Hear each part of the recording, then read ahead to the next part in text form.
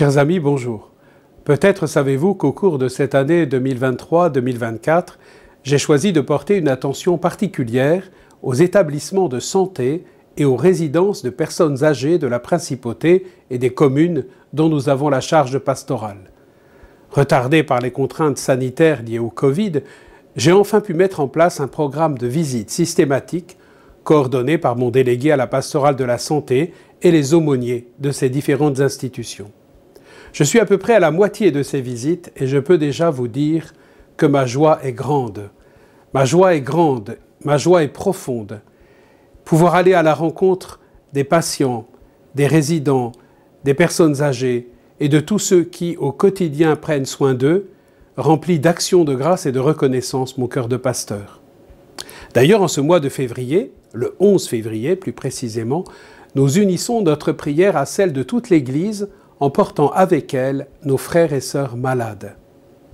Et cette année, le thème de la 32e journée mondiale du malade est le suivant: il n'est pas bon que l'homme soit seul, soignez le malade en soignant les relations. J'aimerais à cette occasion faire miennes quelques paroles du pape François à l'occasion de cette journée.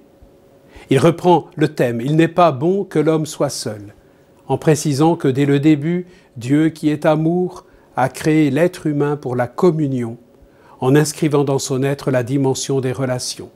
Ainsi, nous dit-il, notre vie, modelée à l'image de la Trinité, est appelée à se réaliser pleinement dans le dynamisme des relations, de l'amitié, de l'amour réciproque.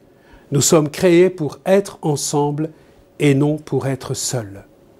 Et c'est justement parce que ce projet de communion de Dieu est inscrit si profondément dans le cœur de l'homme que l'expérience de l'abandon et de la solitude nous effraie et est douloureuse, voire inhumaine.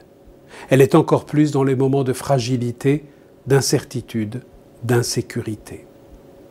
Il faut souligner, nous dit le pape, que même dans les pays qui jouissent de la paix et de ressources plus importantes, le temps de la vieillesse, le temps de la maladie est souvent vécu dans la solitude et parfois même dans l'abandon.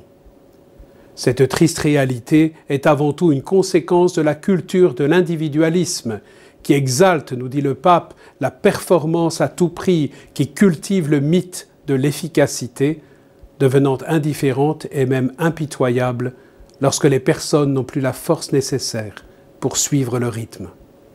Elle devient alors une culture du rejet, expression familière au pape François, vous le savez, dans laquelle les personnes ne sont plus perçues comme une valeur fondamentale à respecter et à protéger, surtout celles qui sont pauvres ou avec un handicap, si elles ne servent pas encore.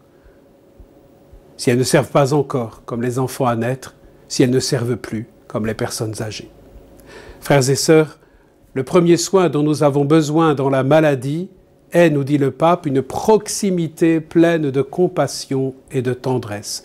Prendre soin de la personne malade signifie donc avant tout prendre soin de ses relations, de toutes ses relations. Relations avec Dieu, relations avec les autres, famille, amis, personnel soignant, relations avec la création, relations avec soi-même. Est-ce possible? Oui. Nous sommes tous appelés à nous engager pour que cela devienne réalité.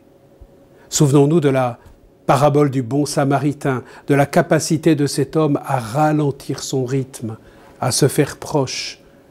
Souvenons-nous de cette tendresse avec laquelle il soulage les blessures de son frère souffrant. Rappelons-nous cette vérité centrale de notre vie. Nous sommes venus au monde parce que quelqu'un nous a accueillis. Nous sommes faits pour l'amour, nous sommes appelés à la communion et à la fraternité. Oui, écoutons ces paroles du pape François qui nous dit que dans ce changement d'époque que nous vivons, nous chrétiens, sommes particulièrement appelés à adopter le regard compatissant de Jésus. Prenons soin de ceux qui souffrent et qui sont seuls, peut-être marginalisés et rejetés. Les malades, les fragiles, les pauvres sont au cœur de l'Église et doivent aussi être au centre de nos attentions humaines et de nos sollicitudes pastorales. Ne l'oublions pas. Et confions-nous à la très sainte Vierge Marie, Notre-Dame de Lourdes, réconfort et santé des malades, pour qu'elle intercède pour nous et nous aide à être des artisans de proximité et de relations fraternelles.